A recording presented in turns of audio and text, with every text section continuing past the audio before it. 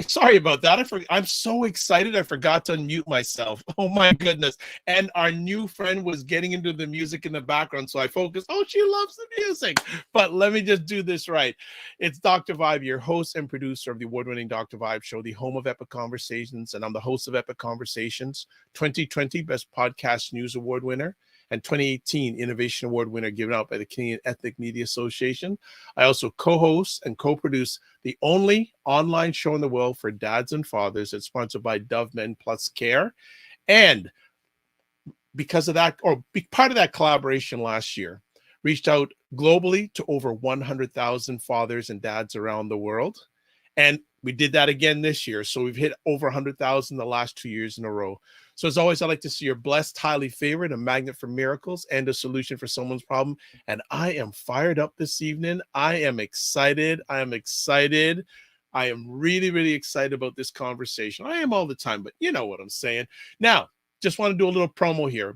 If you are watching this before end of day, December 31st, 2022, please vote for the Dr. Vibe Show in the Best Black Canadian Podcaster category at this year's BuyBlacks.com People's Choice Awards. And all you need to do is go to buyblacks.com/PCA/vote to vote. And you can vote every 24 hours. And just a little plug, buyblacks.com is Black Canada's number one online magazine. And they SEO-wise are ranked in the top 150,000 in the world, family. In the world. So just a little something there. So if you are here live, please fire away with questions. If you have anything to ask, it's going to be an epic conversation. So why am I so excited? This is why.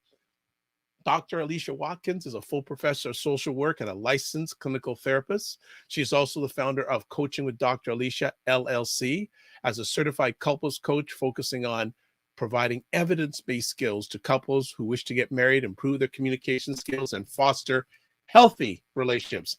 On top of that, she's a mother of 3 children and wishes to use her own life experiences related to love, marriage, community building, self-exploration, and commitment to respectful living to inspire couples to become stronger together. She also works as a part-time therapist at Alliance Counseling and Coaching, where she helps individuals, couples, and families heal from past issues that hinder current functioning. She's been a licensed therapist, family, for 17 years and considers this work to be her lifelong passion. And I have seen her in action for a long life, and this is her lifelong passion. She's a full-time professor of social work at the University of St. Francis. She enjoys training adult learners on techniques to become professional social workers. She teaches courses on cultural competency, advanced research, field education, and social practice. Yes, I'm reading her full bio because she deserves to have her full bio read. She obtained her master's degree in social work from the University of Chicago in 2000 and earned her doctoral degree in social work from Florida State, FSU Seminoles, in 2008. She's published 10 professional articles and has presented at over 20 professional social work conferences. And we are blessed and highly favored to have Dr. Alicia Watkins joining us this evening. Hello, hello. Hello, Dr. Vibe. I didn't think you'd read the whole thing. I'm embarrassed.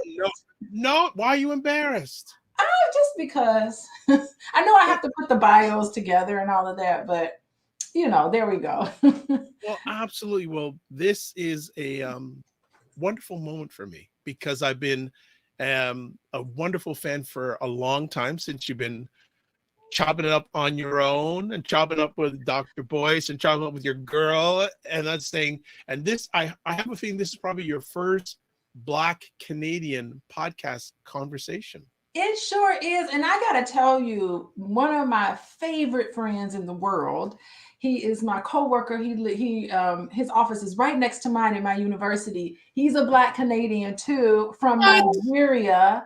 Dr. Obuagu. I'm going to send him this video. All right. Well, that's fantastic. It's crazy because he can speak all these different languages. Y'all speak French and stuff. Yes. Well, not all of us, but some of us speak French. Yes, absolutely. Yeah, we got a little culturalism going on here. So yeah, we do what we got to do. It was amazing. I've only been to Canada one time, and it was quite a while ago. And I just was blown away by seeing all these hi, really nice Black people speaking French, and they just sound all special. And it was really beautiful. I loved it. Canada's beautiful in the summer too. That's when I was there in the summer. Well, it can get, we're supposed to get it. I don't know if you're going to get it, but we're getting a really bad storm coming up this weekend. So I don't know. I think it's going to be hitting you too. Yeah, I'm in Chicago and it's on its way, but I'm sure it's not going to be as bad as, you know. Oh, no, it's Yeah. not. Hold on. Sometimes we get better weather than you. So, we're going to have to get you up here. We're going to have to get you and Dr. Boyce up here and just hang out. That would be cool. That would be cool. Make it happen. All right. This is good. And we got someone from the family, Ryan O'Neill Knight, saying good evening, everyone. And Ryan and myself co-host the Morning Vibe every Monday and Friday mornings at 9 a.m. Eastern Time. And also Ryan is the co-executive director of the Afro-Canadian Business Network, who does great services for Black entrepreneurs and Black businesses right across Canada. All right. So I always like to do this with new friends. Can you share a little bit of background about yourself to our family? Yeah, and you know what? I like the bio, but one thing I want to say is that I'm a social worker. Like I am a social worker. That's the very first thing I probably should have written in there. And I love this profession. I love to be able to teach in the Masters of Social Work program at my institution. And I am proud to be responsible for training the next generation of therapists. Like, this is pretty awesome. What a great position to be in. And so I do want to share that about my background, because that's so important about how I see people and how I see their problems, particularly how I see Black people, because we're unique. We're like nothing else in this world because of our history and who we are as a people and how we came to America, and the slavery was unique. Everything is very unique about us. And so it's just fascinating to be able to depart that information with my students, because social workers need to know how to work with different people. And so that is one thing I'm very proud of. Okay. Yeah. And Ryan is saying, he says, big fan of the Watkins family. I've learned a lot about finances and how to empower the Black community. That's right. Finances is huge. It's a huge, unique factor for us as Black people and as Black families too. Well, and yourself and Boyce are doing an amazing thing on Sunday nights. Yeah, so it was all Boyce's idea, because we have these conversations all the time. He's like, Alicia, we should be recording this. I'm like, what? No one wants to hear what I have to say. Oh, stop your noise. Come on. Like that. So he's like, no, let's record us. So you do this thing called Pillow Talk every once in a while. We don't schedule it. It really is off the cuff. It really is raw. It really is like real conversations that we have. And then in those conversations, he's like, you know what? I'm doing all this work with the financial piece of helping families come into and grow their legacy. And he's like, they have some real issues that they're coming to him for. And he's like, I don't know how to deal with this. So usually every Sunday night, whenever he wants me to do, I will come up with certain topics. So last week I talked about shopping addictions and all of the things that affect us. And so if you go to Dr. Boyce Prime, you can sign up there. We have a love and money masterclass that we do together. So you can go to, I think it's, if you go to boycewatkins.com and go on his site, you get all the information that you need to sign up. But it's really great. And I really would, because the response has been so overwhelming. I'm thinking about doing an actual group therapy in terms of Black people and finances, maybe women. I like to do something with women. So that might be something that I'm going to pursue for the new year. We'll be usually at the end of the year like this. Boyce and I go on vacation and we cut ourselves off basically from a lot of people. We have business meetings a lot. And so one of the things I think we're going to just try to work on is trying to figure out what the needs are in our community and just do what we can to the best of our ability to provide these needs, because I do have a lot of stuff in my head. I do have a lot of information in my head. And so it's just great to just be in the position to depart all this information out to people who are interested. Well, I can speak for myself. I can't speak for everybody else. I'm very blessed that you're getting it out of your head and speaking it, because it's so valuable to me, and the learning and the relatability. And you're a brilliant Black woman. Oh, well, I thank you. I appreciate that. I really appreciate that. Thank you. And this, and boys, you definitely married up. Boys,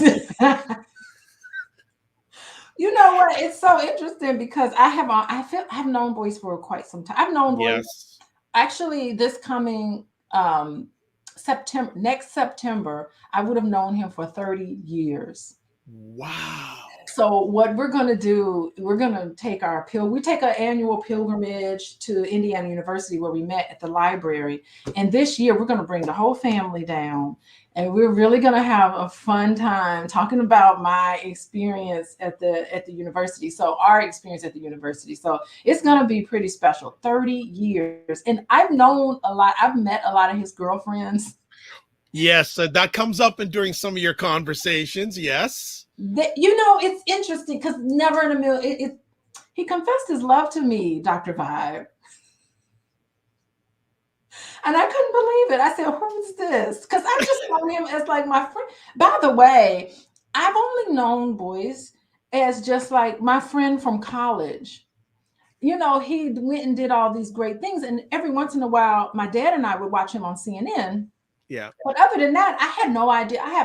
First of all, think about it. I had 3 small children. I'm just graduated with my PhD. I'm trying to get tenure. I'm working 80 hours a week. I am cranking out articles, doing presentations, getting all like impressing the people who need to be impressed in order to give me promotion and tenure and all of that. So Yeah. I had no presence on social media. Nothing. So I did not know. So usually when I speak to boys, I just call them on the phone and say, "Hey, how you doing? What's going on with you?" "Oh, nothing much. We just talk about regular stuff." So it's interesting. He confesses his love to me, and I'm like, "Wow, I don't know. I didn't know you thought about that because these other women you dated, they didn't look anything like me. They didn't act like me. They were really kind of reserved. A lot of the women were really not very talkative. They were smart. They were always really smart, but I just didn't think they weren't really outgoing like how I am. So I just thought I was never his type. Plus, I was single most of the time I knew him. And so he was never single. he was the ladies' man. So I didn't really think anything. I'm like, he's not interested in me. He's just my friend. So when he said, I've always been interested in you. And I'm like, what? I've been single all this time. So anyway, long story short, so we start dating sort of. And everywhere we go, I'm like, why is everybody walking up to you taking pictures with you? What's wrong? What's wrong with these people? I said, who are these people? And he's like, Alicia, you don't understand. Like, I said, no, what do you mean? Then I started following him on social media and I was like, good grief, there's like 300,000 people on Instagram. Yes. What is that? I thought I was the only person that thought you were interesting. I guess there's a whole lot of people that think you're interesting. And there we go. Okay. Well, you know what? Time will run out fast. So you know what? We should really just get to our main conversation topic. And I've already made a request that Dr. Alicia, if she can find time to come on periodically and share with our family, because I think it's absolutely wonderful. All the stories that she has, whether they're with or without boys, that's a whole other conversation topic. But when I initially got in touch with her, I said, what are we going to talk about? What are we going to talk about? And we came up with this topic, and I think it's a foundational topic with Blacks. How can Black men and Black women love each other? And with your personal and professional experience, where would you like to start this conversation this evening? I would really like to start with, let's talk about money. Okay. How can Black men and how can Black women love each other? Black men and women love each other. So I'd like to talk about finances because we need to understand what's getting in the way so that they don't love each other. Why is the divorce rate among Black couples higher than any other group? And we know the answer. So first of all, there was a longitudinal study where they followed men and women from the age of 14 all the way up, right? So that's how you can kind of track what's going on with people. Out of this huge group, nationally data set, they found that the divorce rate among the Black people in this study was way, way higher than all the other groups. But when they controlled for number one, At the age of 14, did you have both parents in the household? That when respondents who grew up without two parents in the household, they were significantly likely for their marriages to end in divorce. But for African American couples, when they adjusted for that family structure, the rate of divorce was cut in half. So you can cut the rate of divorce just based on, at the age of 14, did you have both parents? And so this is telling us the elevated risk of divorce among African Americans can be traced to the absence of one parent, and it's usually the father, from the homes during childhood. The second thing that they found was income. So this was also an important factor. So adjusting for differences, current income. The relative risk for African Americans also substantially changed, okay? And so when you factor in income, so high income individuals who had both parents in the home at the age of 14, the divorce rate was almost zero. This tells us the family structure and household income completely explain the elevated risk of divorce among African Americans. And it was not like this for any other group. This was unique to African Americans. Wow. Wow. And I know you're talking from sharing from a Black American lens, but similar here, Black Canadian. So what you're saying, don't think it just is applicable to Black America. It's also very significant in Black Canada. I'm going to, some other quick comments here. Wayne Harris, who is a man who loves the finances just as much as Dr. Boyce, says Dr. Boyce Watkins is the man, and also saying that he is now a follower of Dr. Alicia Watkins. Oh, all right. Thank you, Wayne. You got a follower here. Absolutely. So that we could just land on that for the whole rest of the hour. No, I'm serious. We could just land on that for the rest of the hour. And let's take a little trip down that road. We, on average, earn less than our non-melanated people. Mm-hmm. So right there, and last I checked, we live in a capitalistic society. So and it gets high level, what sort of suggestions can you make for our Black women and Black women who are partnering or want to be partnering when it comes to the money issue? Mm-hmm. If money is an issue, and it was funny because when I first started out, I was kind of skeptical about the money. I was like, why is money's, I was kind of not really factoring a lot of that in terms of relationships, but it's so salient for us because historically, money is a safety thing for us. It makes us feel safe and secure when we know where our money is and where it's going and how we manage it. And can I trust you with the money? It's Christmas coming up. We got to put our heads together and make sure little Johnny got his Christmas. And that's real important for us as Black women. We like to make sure our babies get our Christmas, get their Christmas, it's a big deal. And so, if that money isn't quite right, that's a real problem in terms of security. And you think about all of the trauma all of us have gone through. I mean, just the trauma of I just want to interrupt there. I just want to interrupt there. The conversations that you and Boyce have about Blacks and trauma. Yeah. Every Black person around the world needs to listen to those, because I didn't realize how deep it is until you and Dr. Boyce really started focusing in on it, and how it's such a root cause to many of the challenges a number of us Black people have.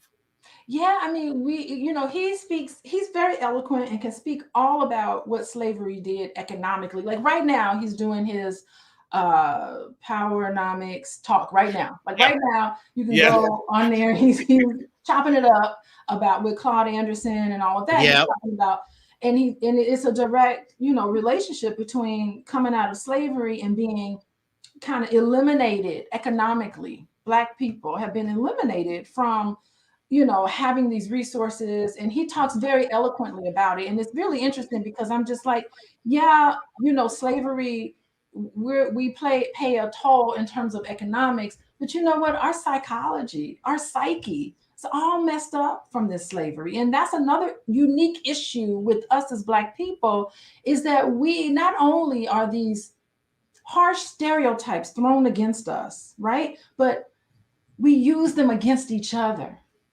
And that's Come on now. Come on, one of Dr. the reasons Alicia. why Come on now. relationships aren't cutting it. Yeah. Stop it. We need to stop. Okay. Yeah. Just want to interrupt you again. Wayne Harris said that no father, low income, and he missed number 3. Did you mention 3 things? I said 2 things. Okay, 2. All right. The third thing, if you want a third thing, Wayne, I would say these stereotypes that we have about each other. It's damaging. We are internalizing all of the things that have been told to me about Black men that are false. It's a stereotype. That's a lie. You can't group a whole group of people into this one category. That doesn't make sense. And a lot of the things that I'm seeing, particularly online, about stereotypes about Black women. So how does our people's history of trauma affect our relationships, men and women, with each other? Because it affects your nervous system. If you grew up and it's traumatic, and a lot of people don't even know that it's trauma. So let's just, if you can raise awareness of it. How you know that you grew up in some trauma is that your nervous system gets out of whack. You're not able, you're seeing the environment as threatening. Everything is threatening. You're perceiving something that could be completely neutral. It's not going to be neutral to you because your nervous system is online. It's saying, it's adjusting to the environment. Like, we're wonderful creatures and wonderful human beings, right? Because our bodies are naturally equipped to adjust to the environment. So if you grew up and things are happening to you that are frightening to you, and you don't have a way to process that, to regulate your own emotions, as soon as you see something coming your way, it's fight or flight, and you're fighting, you're yelling, you're arguing, you know how you see online, people take out their phones and they're recording somebody in their worst state. Their nervous system is not regulated at all, and they're going off. That's not them. That's not who they are, but they for real are fighting for their life. Okay, good and stuff. We take it out on each other. I'll go to an audience question first, but I'm gonna ask you something after this. Wayne, and I had the interesting. Are you a fan of the late Kevin Samuels? Did he help or hurt the stereotypes? Okay, so here we go to Kevin Samuels. So the thing is that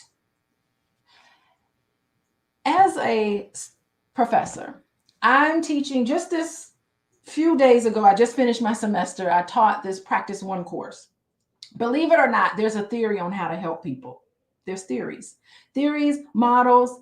It's bona fide by data. You know, I'm a researcher and I'm a college professor, so I love data and theory. So the helping profession is not just any guru can turn on their YouTube channel and talk about, I'm going to help you by doing this and help you by doing that and all this. You know, you can't do. We know how to help other people. Okay, it's not a mystery. Now, how you help other people is, number 1, you have to be genuine, you have to be compassionate, you have to have integrity, you have to have respect for people. That's how you help other people. And so my issue with Kevin Samuels is that the way in which he delivers his message is not helping. I'd like to see the results. It's not helping. So it's not just Kevin Samuels, and I love for him to be him, and he's got a lot of people who love him, right? The way in which he delivers, it's not bringing anybody together, it's divisive. And so he has a voice, or had a voice, or people who speak like that, they have a voice and it needs to be heard, but he has to be able to convey it. People like that have to be able to convey it in a way that's respectful.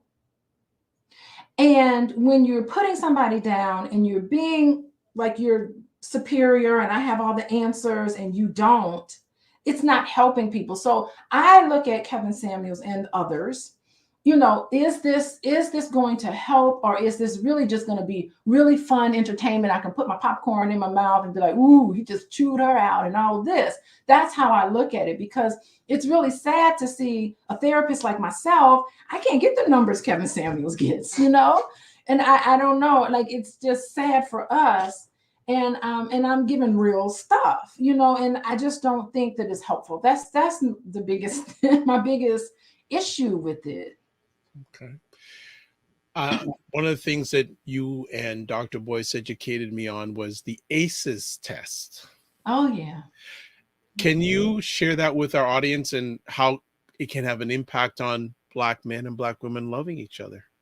Yeah, so the ACEs is the Adverse Childhood Experiences Survey. And it's a survey that looked at a whole, it took this database of pre-existing records, and they were asking people all of these questions about what happened to you from 0 to 18. And so it categorized things in 10 categories, right? So anyone can take the ACEs scale, and if you scored like a 4 or more, and these are adverse childhood experiences. So did anyone yell at you? Did you see your mom get abused growing up? Did anyone chastise you? Did anyone sexually assault you? Did anyone hit you? It talks about all of these adverse childhood experiences. And if you even scored a 2 on that scale, it compared to those who had 0 adverse childhood experiences, you were 4 times likely to think about ending your life.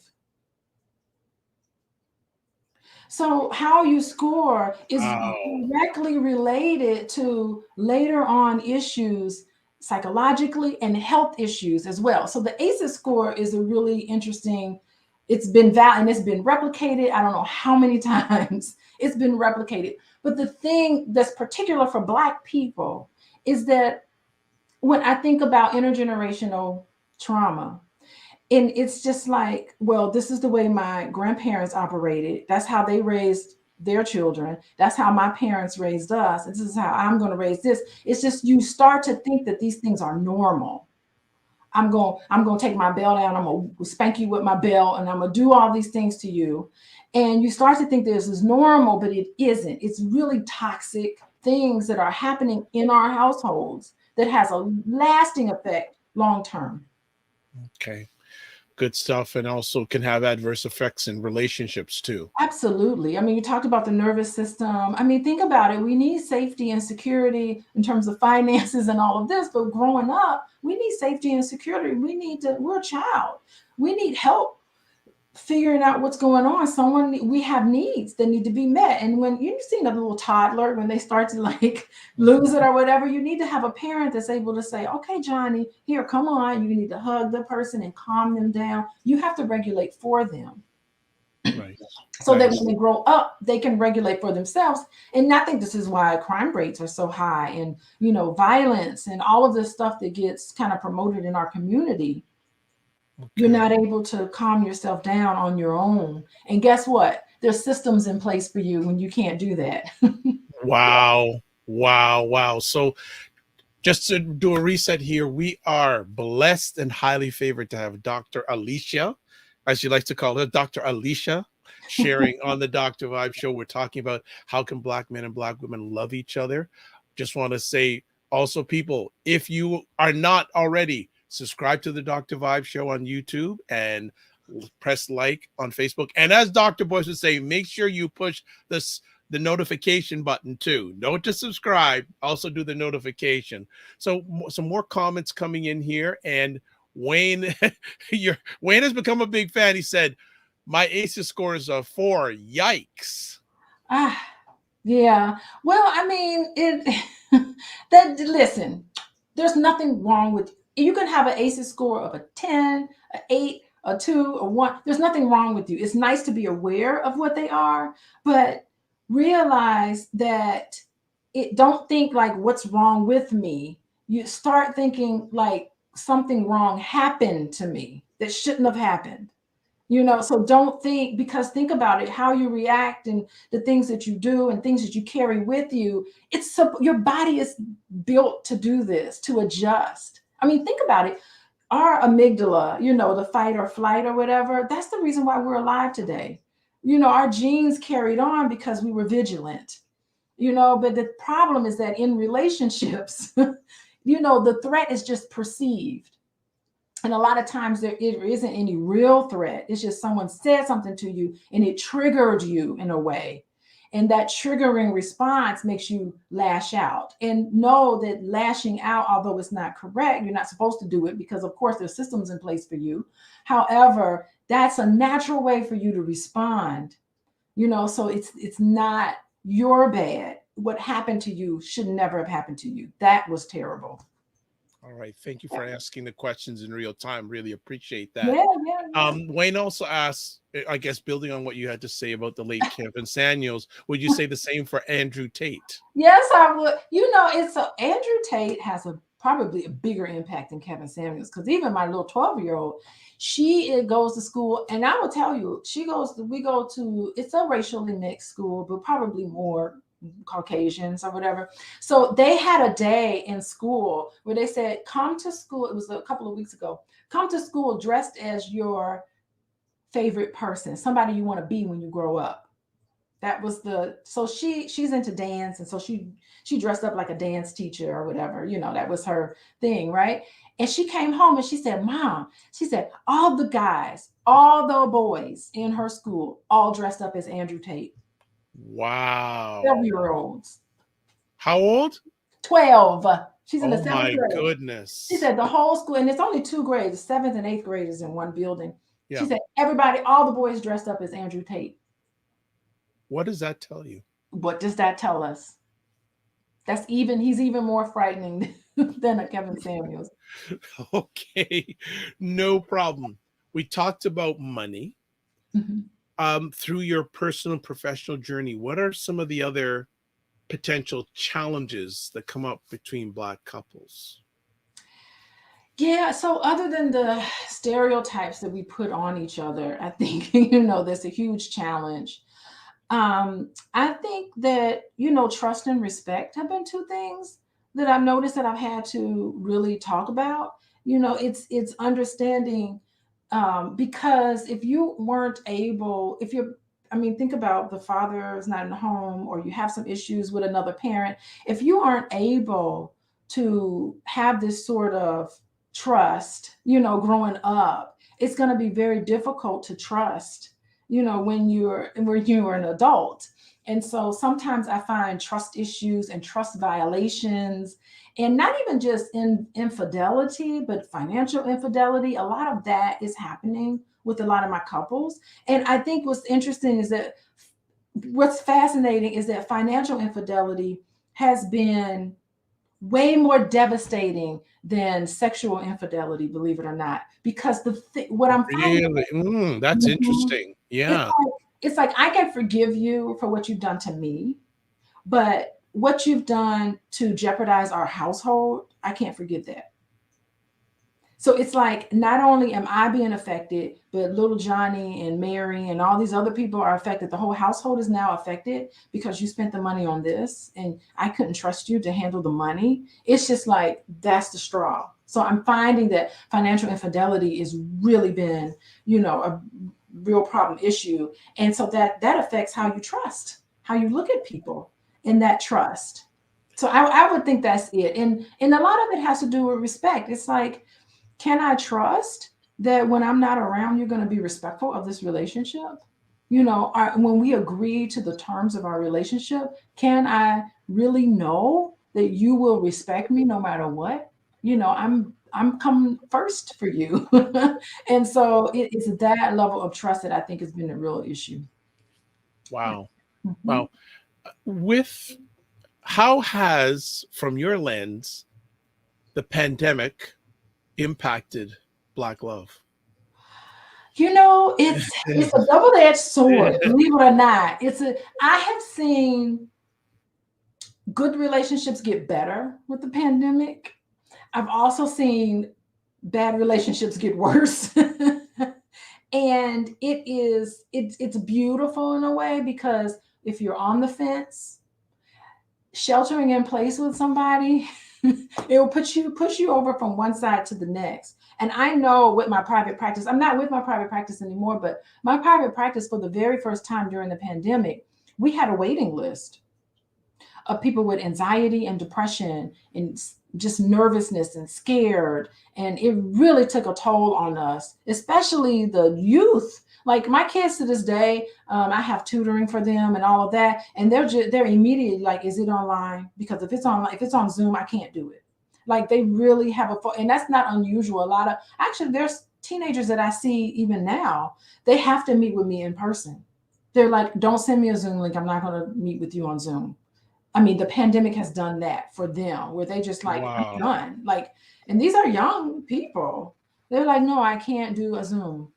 Will meet with you in person, or we don't meet at all." And so I can see the scared. They were frightened by this whole thing, and they're associating this with the pandemic. But I think for couples, it really was a deciding factor for a lot of these families. It's just like, we were having issues and we were avoiding it by going to work, by staying busy, and we're not busy anymore, and we have to stare each other in the face, and we got to come to Jesus moment. So Okay. it sped it up, because these issues needed to be dealt with eventually, but it really was kind of like, we either deal with it now or never. And so that's when my business, my own practice, really exploded during the pandemic. Okay. One of the things I'm appreciating is there's a number of Black men who I respect are watching this live and giving questions. Oh, that's okay. So some Question. more, so more coming. So Macmillan Group, excuse me, Ray and his wonderful son Stefan, who sponsor my Monday shows, The Morning Vibe, myself and Ryan. Good evening, great conversation. What impact does the level of education income? I think you just discussed income, but what impact does education have on the strength of Black relations, namely marriage and its occurrence and longevity? Yeah, it is true. The more education you have, the more likely for Black people that the marriage will last. I mean, it does. And I think for a lot of Black people, even people who aren't as educated, the beauty of this whole thing is that Black people want to be married. They have barriers and there's difficulty finding each other, but Black Okay, people, excuse me, Dr. Aisha. You're saying some people push back saying, no, that ain't true. Where are they I getting know. where are you getting that from? Where maybe the media or other forces are saying no, they like to just run amok. Nah, Black people want to be married. And Black people also see marriage as a middle class status. It's like, even among low income individuals who are working and grinding and trying, that idea of being married and having that nuclear family together, that's their view of, I've made it. I've made it. And a lot of times when you ask them, this is data, so I could send you a list, but when you ask them, they say, "You know what? I'm so happy to be married. I'm happy to have this partner here with me. What I need is healthy examples of what a marriage should look like." So not only do they want to be married, but they're just like, "We're working together, but I really want to have more examples." Because when you sign up to be married to someone, you don't sign up for toxicity. You don't sign up for verbal abuse and psychological abuse and disrespect, and to disregard somebody and to tell them how they feel and what they think aren't important. You don't sign up for that sort of thing. So I do help a lot of couples kind of say, "Hold on, let's slow this down. I want to hear what you're saying, husband. I want to hear what you're saying. And let's all kind of slow this conversation down, because guess what? Underneath a lot of these arguments is, do you really love me?" There you go. When you scrape the butter off the toast, it's like, do you really love me? Are you really going to be there for me? Can I really put my trust in you? It's fear that's stopping a lot of people, especially Black men. They think that they're not even worthy of being married if their money isn't a certain way. That's fear. building on that, Wayne Harris has another question. He's become your big fan here Go tonight. ahead, Wayne. Because what if the woman has more education than the man? Is she not a stress on his self-esteem? Don't women initiate divorces 70% of the time? Mhm. Okay, They okay, do. They do okay. initiate divorce. And really, when you ask women, why is it, and Black women, just women in general, who initiates divorce, tell me why you're asking for this divorce, they'll come up with legitimate reasons. They'll say, he wasn't faithful to me and I tried to work it through and it was a continuous pattern and I gave him chance after chance. He disregarded me. He ignored me. He, didn't listen to me when I tried to talk to him. It's like trying to get through. And I think that these complaints from these women, not normally, a lot of these complaints have nothing to do with, well, he didn't bring in the money like he should. I don't usually hear a lot of that. When you ask people, you don't hear a lot of that. You hear real legitimate things. It's like, are you going to be there for me? Are you really going to love me? And it's like being frustrated going over and over again about trying to get through to somebody and they don't listen and they disregard you. And they say, you know what? You got a house over your head. You got clothes on your back, food in your stomach. What else do you want from me? This is what you hear from a lot of women. Okay. Okay. Ray from the group says, yeah, I agree with Dr. Alicia on marriage being the goal. I notice a much higher level of Black marriage in Jacksonville, Florida compared to Toronto, even though the incomes are lower in Jacksonville compared to Toronto. Well, cost of living is high in Canada. Is it not? Am Yes. I right? Okay. Yes. Well, it is definitely, Compared to Jack. especially in the Toronto area. Toronto's one of the most expensive cities, let alone in North America, probably in the world. Oh, okay. I just know So like the Canadian price and the US price is like a yes, difference. big difference. Big difference. Surprise, surprise. Wayne has another question. He says, what's the impact of modeling and who are the models for the Black relationship? Comparison, I think is the right, he spelled it wrong there, but comparison seems to be coming into vogue. Yeah, I think so. This is an issue. It's almost like, yeah, and it would be better if we had healthy images that's not necessarily online and not these celebrities. Like let me tell you, I've met my share of celebrities, by the way. And they're people like anybody else. They have feelings like anybody else. I'm not certain that we should be looking up to celebrities. And it's a shame that we don't have them in our immediate life. It'd be nice if we had more like real marriages to talk about. I mean, like Boyce and I, we have conflict a lot. But what's really interesting between us is that, usually we'll just let it die. And then we'll usually circle back and come back to each other. So it took work to get to that point, because we grew up differently. I grew up totally differently from how Boyce grew up. So our backgrounds are different. I'm the second generation therapist. My mom was a therapist. My dad was a social worker. And so I feel like my background and my experience is really different from a lot of what I hear a lot of Black people talk about. And I'm not saying that Black people, have all this kind of complicated background, but just when I listen to how a lot of Black people were raised and how they grew up, it doesn't necessarily reflect what I experienced. And I'm not saying that I'm better than anybody. Of course, I'm not saying that. But I just feel like my child and my youth was a little abnormal. You just having two parents who are therapists and they had a degree in child behavior. They knew about child development.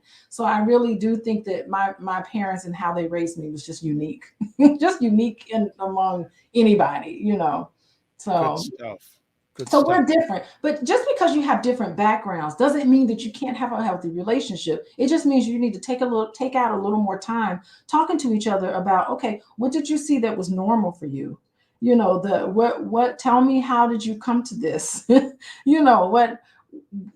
Who taught you this? And then having this negotiation. So you know, you can talk about your background and the things that you grew up with. I can talk about my background and what I grew up with. And then we can sit down and have a conversation. Okay, how do we want our family to look? We can cherry pick. We can pick, this didn't work. I don't like this. This doesn't work for us. I'm going to let that go. But that's okay. It doesn't mean we disrespect our parents. It just means we're not going to continue that in our family, in our household. So a lot of it is talking and negotiation and compromise. How about that?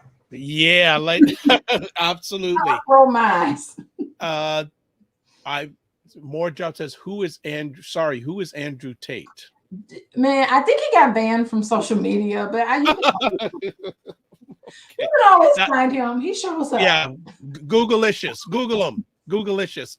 I have a question here in regards to.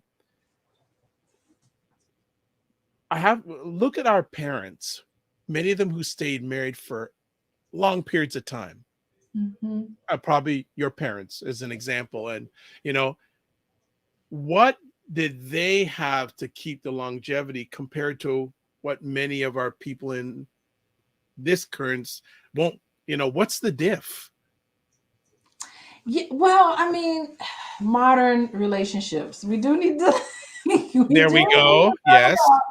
modern, because right now relationships, marriages, we're putting a lot on marriages. Like I really do. I have to like stop myself because I really do expect my husband to be everything to me. I want him to be my best friend. I want him to be my confidant. I want him to be my exercise partner. I want him to play cards with me. I want to be my partner when we play cards. I want to sit down and watch every TV show together. It's like modern relationships, we're putting so much because think about it. I mean, when my mom was a stay-home mom. So when my parents were married to each other, she stayed home. She took care of us. You know, she did get her education and all of that, but it was a very traditional setup. But fast forward today, that's not what message is. Like my dad encouraged me to do my own thing. He's like, yeah, just continue your education, do all these things. So I'm not really needing, you know, someone to take care of me financially in that way. My needs are going to be more interpersonal and emotional, and these modern these modern relationships, which by the way can be very fulfilling, you know, these modern relationships, it's going to take some discussion and some work, but on the end of it, it can be extremely beneficial and extremely fulfilling, but there need to be a lot more conversations happening. Expectations need to be explicitly talked about, not something implied. Taking on these traditional roles. We're Black women, we're exhausted. Like we're working hard all day. We're taking care of these kids. We're cooking and doing these things. We need Black men to be more involved. And they are, by the way. Black men compared to other groups Yes. are very much involved in their children's life. Yes. Even if they're not married, even if they're not in the same household, Black men are one of the first to kind of say, you know, I'm not going to be this stereotype. I'm going to be there for my children. I'm going to be there at school and I'm going to participate. I'm going to volunteer for basketball. I'm going to be an assistant coach in basketball. My son is important. This is important to him. So what we're seeing is that a lot of Black men, it's egalitarian. And so they are stepping up to the plate and doing a wonderful job. And I do think that sort of patriarchy and all of that sort of toxic masculinity, that's whiteness. We don't. Okay. I love it when you get into it, Dr. Alicia. Like, and I see you're looking very serious about this. That's whiteness. That toxic masculinity, and that's not who we are. That's not who we are traditionally, historically. Okay. Ray has a question. I think you've answered. He's saying, how much has the new reality working life impacted the demise of marriage among us? So do you want to add anything onto what you've just said in the last few moments? Mother and wife, and how much has the new reality of working wife impacted the demise of marriage among us? Yeah, it's really going to take collaboration. You know, it's really going to take two people saying, and the sad part about it is that we default into this traditional role. You know, if you don't have these conversations, you don't talk about it, we default into these traditional roles. And what happens is that women are taking on way too much. Like we take on the emotional burden of the household. You know, it's like if any, and not even extended family, because you know that's another thing that's unique among our families is that extended family is treated like you cousin. You know, Yeah, you one of me, yeah, you my baby. So we take on the emotional toll. What happened to you? Ooh, something racist happened to you. Come tell me about it. Like we're shouldering a lot of the emotional burden in the family, which takes a it's you know it takes a lot to do that. You know, it yeah. takes a lot out It's, of us. Yeah. yeah, it can be very draining. Number one fan, Wayne Harris says, "Did white feminism hijack the black woman? Did we Mhm. benefit from it?" Yeah, nothing bothers me more than these white feminists. And the thing is that it started with us. The whole feminist movement, it's really feminist was it was hijacked by white women who took it and then used it as a weapon against us. Like it's ridiculous. Like we were the very first original feminists back in slavery times, you know, when we were really intricate in the Underground Railroad. We need to Mhm. not get into all of that. We were very intricate in that part. That was feminism. You know, Mhm. I guess we don't even want to even use that word. A lot of times we use womanist. We want to use the womanist or some alternative sort of method. But yeah, it was almost like feminism, especially with the first wave of feminism and you know abolitionists and all of that. It just was like, you know, white women were like, what, you mean a black man is going to have more than me? Oh no, I got to be on this bandwagon too. And a lot of those feminists, those, you know, all of those waves of the feminist movement, they were extremely racist. I just don't, you know, I can't just talk about that all day. But yeah, Don't worry. That's why I said. That's why I extremely said before we went racist. live that we got to have you back And because it's, yeah, I can talk about that. I haven't seen that material in a while, but I used to do a whole talk on that about Black History Month and Women's History Month kind of falls by side. Black History Month is February. Women History Month is March, and so I would Mhm. do presentations every year about you know just merging those two and what happened. I mean, some of these Elizabeth Stanton and all of these people. Like, have you heard what they said about Black people? Like, come on, Mm. wouldn't even allow people, Black women, to talk, used us for the right to vote, and then voted against us. Like, how would we have Jim Crow in the United States and white women wasn't voting against us? You know, I mean, it's just a sour taste in my mouth. And I gotta tell you, you know, fast forward as a social worker working at an all-white institution and just my history of I mean you just rattled off the university. I went to Indiana University, University of Chicago, Florida State. I mean, I was trained by the best, you know, and then there were so many times that it was uncomfortable for me as a Black woman. Mm. I Sorry to sat hear at about that. tables. I Sorry sat to at hear about that. tables where I'm just like, this white woman is really bringing it on me. Oh my gosh. Yeah, Well, that's my story. You can't take that away from me. My lived absolutely. experience. We're coming up to the top of the hour, and I don't want to keep you past your time. So, Yeah, um, I know. We just got yeah. Uh, started. okay, so I'm gonna have two more quick. I'm gonna give you Okay. two questions, quick, and then we'll wind it down. And well, they're still coming in. Oh my gosh, they're still coming in. Oh, okay. Let's see if we can get three questions on real quick. Okay. Again, Wayne, of course. The strong, independent black woman, fact or fiction, good or bad? Nah, I think it's fiction. Honestly, it's fiction. It's Black women doing what they need to do, getting things done.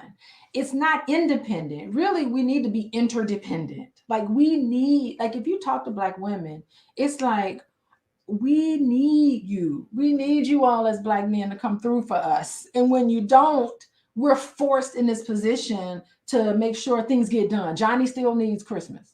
You know, you were supposed to come through for me and you didn't come through for me. Now I gotta go out and figure out other creative ways because the woman knows how to be creative. That's the feminine side of us, creativity, right? So we got to figure out how to do it. But I think when you talk to Black women who come across as independent, underneath that, you find violations.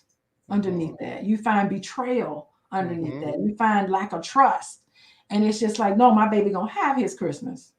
So if I got to do it by myself, I would love. So a lot of Black women are just begging for Black men. Come through. Come through. We here for you. You ain't never been loved like you've been loved by a Black woman. I love it. Next quick conversation be just today's society promote marriages or marriages that become profitable until the due date, aka divorces. Yeah, I mean, the data are on all points. Men need to be running to get married. If you look at the data, men, Dr. Vibe, are you married? Yes. Come on. Yes. Yay, you're married. Great. Yes. That's the thing. Like, marriage benefits men so much, as particularly Black men. It is a myth coming out. Marriage is so good for men, so skewed in the direction of men on every single indicator of well-being, which is, I mean, every single indicator of well-being. Married men make more money. Married men have better sex than even cohabitating men, more satisfying. Married men are happier, healthier, they live longer. live longer. They Yeah. just, every single indicator of a nice life is when men are married. Now, it's not the same for women. Yes, I heard that on one of your broadcasts. Yeah, that's a part 2 thing. That's All right. true. All right. Last conversation piece. In your research and studies, when we look at the top 5% of income earners, can you say if more non-Black women are stay-at-home wives, mothers, compared to Black women? Stay at home. That's interesting. I will verify that and look at that. Top 5 income earners. Interesting. I think I'm thinking about my neighborhood. There are a lot of stay-at-home moms in my neighborhood. Now I live in a squeaky white suburb, and there are a lot of stay-at-home moms, but they don't always, they don't always end up that way. They end up having to work outside the home in a lot of ways. But that is a really interesting question. I really like that question. I have to think about that. Who's staying home and who's not. I don't know. It's marriage rates have decreased in general. Like divorce rates have decreased over time, but that's because marriage rates have decreased over time. So there are more women who are opting for just not getting married, and just like living their best life, being single, and white women too. Some of them are saying, I'm just going to forego this whole thing and just, be my own earner, because single Black women and single white women just make more money. They do make more money. But I can come back and later and talk about. Yeah, you better. No, well, before we leave, I'm just gonna put up some of the offerings that Dr. Boyce and Dr. Alicia have. So just bear with me, family, because Dr. Alicia has a whole pile of stuff. So does Dr. Boyce. So Dr. Boyce, if you go to Dr. Boyce Watkins look at page. him.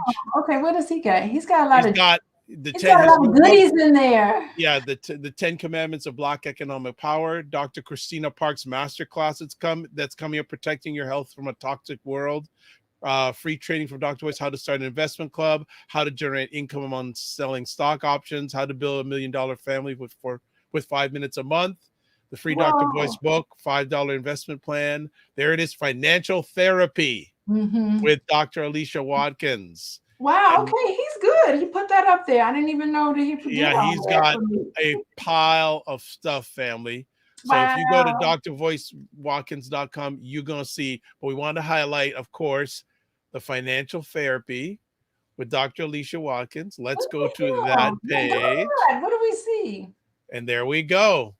The Money Mindset Masterclass with Dr. Boyce and Dr. Alicia Watkins. There it is, some of the stuff. So the Money Mindset Masterclass, I think it's pretty cool. It's a 4-week class where we talk about love and money and For the Love of Money. And we are on a break for the holiday, but we've already had session 1 and session 2. So you can always sign up and get recordings from that. And then starting in the new year, I think January 8th on Sunday, we're going to do session 3 and session 4. And so it's going to be really great. We're working together. I love working with boys. I know you do. I really enjoy it. And you know, he's a juggernaut. We talked about that. Yes. He's a juggernaut. So it's great. It's great working with a juggernaut. Absolutely. So I'm Never not gonna boring. no, sir. No, sir. So let me see if all the different things we're gonna put them up that Dr. Alicia has going on. She has the couples bundle. Yes. So it's a 4-course Black love course training Yeah. and bundle. Drama-free conversations. So how to communicate. I love that title though. I love how you put that drama free. Like that's I said wonderful. We gotta get the drama-free out. So drama-free conversations, how to have good communication, because communication is really number one issue that I come across that couples present with. It's the drama-free marriage. Like, how are we going to operate our marriage? How are we going to run our marriage? It gives you everything you need to discuss to operate your marriage, whether you've been married, whether you're thinking about being married, or whether you've already said, let's get married. So it's that. And then another thing is drama-free family. So these are for well-established families. It could be blended families. And, you know, a lot of us, we have alternative definitions of family. That's another unique thing about Black people. We have alternative definitions. So that course I taught with Dr. Boyce, we taught that together, talking about our family. And then there's also the Black Love Weekend is also included in that bundle, I believe. Well, there's things like drama-free communication. Yes. We've got that. I'm gonna put all of them up. Like I can't put them like back to back, so I've got to click and come back, click and come back. So thank you, Dr. Vi. No. While you're getting that up there, I just want to wish you well on being like voted like the top podcast. You're nominated for an award. Yeah. So, we also have Secrets of the Drama-Free Family. Yes. Secrets of the Drama-Free Family. So we have that up there. You know, gotta treat Dr. Alicia right. She's bringing the fire. She's bringing the fire. And plus she said she's gonna come back. Yeah. So that's always a good thing. So those are some of the things. And again, if you go to her, best place to really get in touch with her is there's her Instagram. Look at my Instagram. Oh gosh. Right. So there she is on the Instagram account. I got a ton of spam accounts. Yeah, I noticed that. Not nice. It's terrible. Not nice. Not nice. And again, if we go back, if you want to catch again, if that we showed it, but her Instagram is at Coaching with Dr. Alicia. Yes. One last conversation piece I have to ask you. Yes. Is it best to have a friendship before a relationship? It all depends. I think it depends. I think that when you're starting something that could be something, go at a snail's pace. Right on. Fools rush in. And that's not to say, I have seen people who like just meet in a couple of months, they get married, and then next thing you know, they've been married for 50 years. Like I have seen that. Yeah. It's possible, but not very probable. So I say go at a snail's pace, pay attention, listen, observe before you dive in, before you take that leap, and then know that when you commit yourself to that one person, there's always potentially an X factor. There's always something that's unknown. And so you do need to take a leap of faith, but at the same time, you don't want to rush in. So I think it just depends. I say go slow. All right. Yeah. Well, Dr. Alicia, thank you for answering my request. Yeah. And hope I'll be in contact with you offline. Okay. Love to have you come back periodically because the Black men are asking the questions. Yes, I love this. And thanks for having me. Thanks for reaching out. The pleasure is mine and everyone here.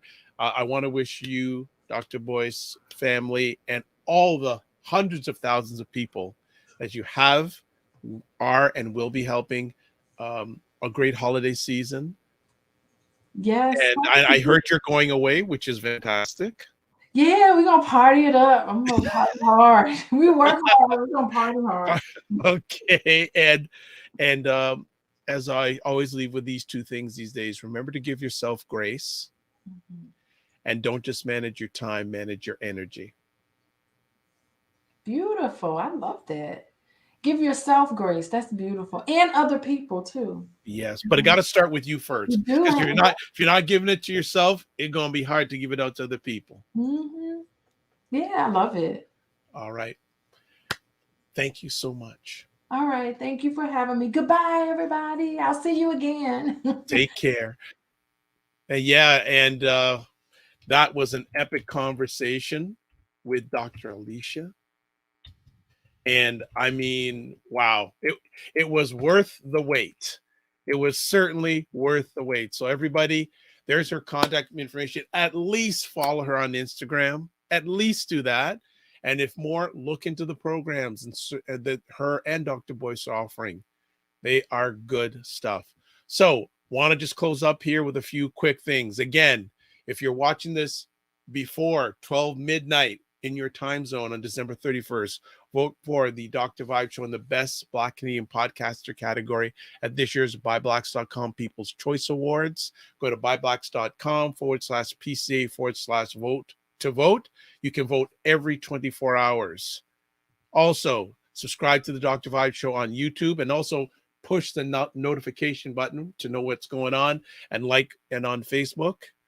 If you want to follow me, you can check me out. Website, the drvibeshow.com. Email dr.vibe@thedrvibeshow.com. YouTube, Facebook, and LinkedIn, The Dr. Vibe Show. Twitter, @the Dr. Vibe, @Dr. Vibe Show, drvibeshow. And finally, the Instagram, The Dr. Vibe Show. And we also say, if you want to promote your business and service on our show, contact me at dr.vibe@thedrvibeshow.com. So I'm just going to close it out with this. Absolutely. And Wayne Harris says, happy holidays to all. And More Job says, great show, Dr. Vibe and Alicia. Fantastic. So this is how we close it out. If you know a little bit about me, this is what I do. Live your life as a dream. If you can dream it, you can make it. Sometimes you have to get small to get stronger. Block assumptions, then aim bigger, aim better, aim higher, aim wider. Love, faith, and respect. Remember to give yourself grace. And just one last thing, you can catch replays. Wrong show, The Morning Vibe. I'm so anxious I put the wrong thing. You can catch replays of the Dr. Vibe Show wherever you're watching this right now. God bless. Peace be well. Keep the faith. Walk good. And love you all. Thank you for all your support. It's appreciated, not taken for granted. God bless. We'll see you soon. Take care.